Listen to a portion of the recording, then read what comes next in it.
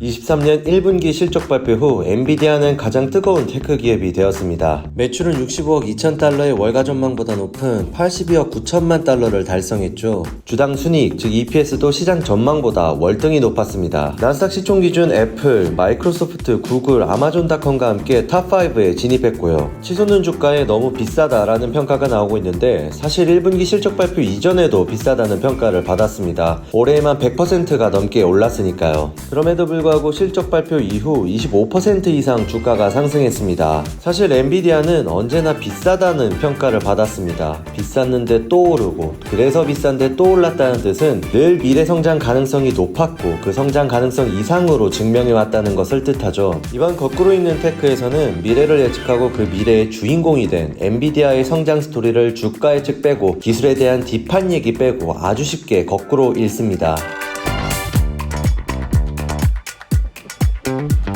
엔비디아의 가치가 높게 평가를 받는 건 챗GPT로 가속된 AI 시대는 엔비디아의 시대라고 해도 과언이 아니기 때문입니다. 아니 AI뿐만 아니라 4차 산업혁명 모든 먹거리에 엔비디아의 판이 깔렸습니다. 클라우드 컴퓨팅, 자율주행, 메타버스 모두 엔비디아의 제품과 플랫폼이 필요하기 때문입니다. 그 중심에는 바로 데이터 센터가 있습니다. 데이터 센터는 말 그대로 데이터를 저장, 처리, 관리하기 위한 시설입니다. 그리고 이 데이터 센터는 뇌의 역할을 하는 CPU, 데이터를 대량으로 처리하는 GPU, 그리고 이 과정을 효율화해주는 DPU 등으로 이루어져 있는데요.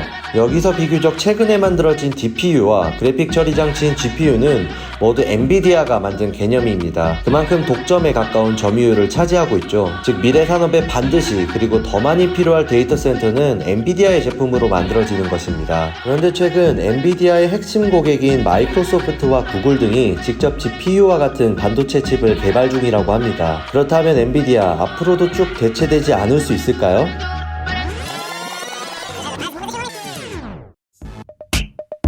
2006년 엔비디아는 전세계 개발자 컨퍼런스에서 쿠다를 발표합니다. 쿠다를 쉽게 설명하면 개발자가 GPU를 다룰 수 있는 소프트웨어를 프로그래밍 언어로 개발할 수 있게 해주는 플랫폼입니다. 동시에 GPGPU, 즉 GPU를 그래픽이 아닌 CPU가 맡았던 연산에 활용할 수 있게 해주는 기술이 발표된 것입니다. 이게 얼마나 큰 전환점이냐면 게임 시장을 넘어 AI와 같은 데이터 처리가 필요한 모든 분야에 진출하게 된 것, 그리고 하드웨어 시장을 넘어 GPU와 관련된 모든 소프트웨어가 탄생할 플랫폼을 만들게 된 것입니다. 예를 들어 GPU를 반드시 써야 하는 AI 어플리케이션은 쿠다 플랫폼을 통해 개발합니다. 아니 사실상 쿠다를 쓰지 않으면 개발이 어렵습니다. 이미 기능, 성능, 개발 편의성에서 쿠다는 압도적인 플랫폼이기 때문이죠. 2015년 엔비디아 GTC에서 부사장인 마크 해밀턴이 말합니다. AI의 핵심 기술인 딥러닝의 핵심 도구는 GPU와 GPU의 병렬 프로그래밍 언어인 쿠다가 될 것이다. 쿠다의 생태계가 엔비디아의 미래다. 그리고 그것이 현실화되었죠.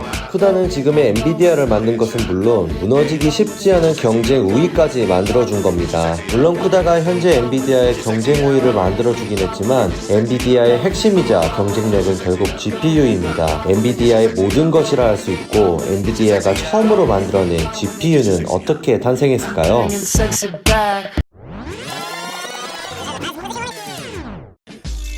1993년 CPU를 만드는 회사인 AMD에서 근무하던 젠슨 왕, 그리고 썬마이크로 시스템즈의 그래픽 관련 엔지니어인 크리스와 커티스가 함께 엔비디아를 설립합니다. 바로 사업에 집중했을 것 같지만 사실 6개월 동안 그냥 출근해서 서로 얘기를 나누다 헤어지고 창업은 어떻게 하는 건지 책 읽고 공부하는 시간이었다고 합니다. 그러다 결국 반도체 제품을 설계하고 그래픽 기술을 다루던 그들의 강점에 딱 맞는 비전을 찾습니다. 미래의 PC게임은 더 빠르고 현실감 있는 그래픽 성능이 필요할 것이다. 1995년 그들이 비전을 실현할 MV1을 출시했고 기능적으로 훌륭했지만 완전히 망합니다.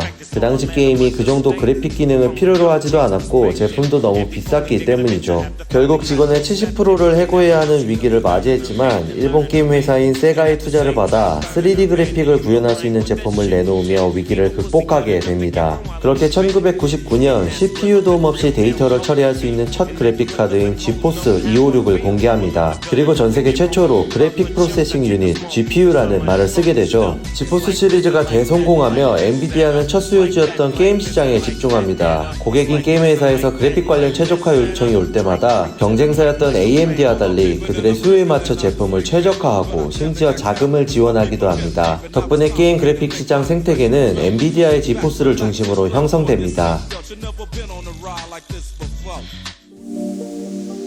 물론 주력 매출 중 하나였던 게임 시장은 하향세이고 그들의 비전 중 하나인 메타버스의 시대는 아직 멀어 보입니다. 하지만 여전히 데이터 센터라는 강력한 무기가 있고 자율주행 부분도 기대해볼 만합니다. 무엇보다 엔비디아가 정말로 무서운 점은 생태계를 만드는 기업이라는 것입니다. 지포스를 중심으로 게임 그래픽 시장을 만든 것처럼 쿠다는 인공지능 개발의 표준이 되었습니다. 클라우드 컴퓨팅과 자율주행도 최적화를 통해 엔비디아 없이는 돌아가지 않도록 만들었고요. GPU로 시작해 GPU를 중심으로 세상을 바꾸는 새로운 패러다임을 제시하고 그들 없이는 안 되는 시장을 만든 엄청난 기업. 오늘은 엔비디아를 거꾸로 읽어봤습니다.